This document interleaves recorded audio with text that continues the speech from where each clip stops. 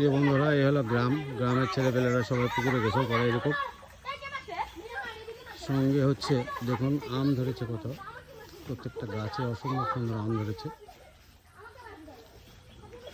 প্রচণ্ড আম। দেখুন কত আম ধরেছে।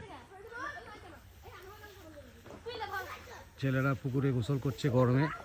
আসলে শৈশবের স্মৃতি এইসব। ছোটোবেলায় আমরা এরকম গোসল করতাম পুকুরে নেমে নেমে সবাই গরমের মধ্যে। গাছে অনেক আম, ছেলে পুকুরে গোসল, এটা আসলে প্রকৃত গ্রামের চিত্র। এদিকে দেখুন গাছে প্রচুর খেজুর ধরেছে, কত সুন্দর।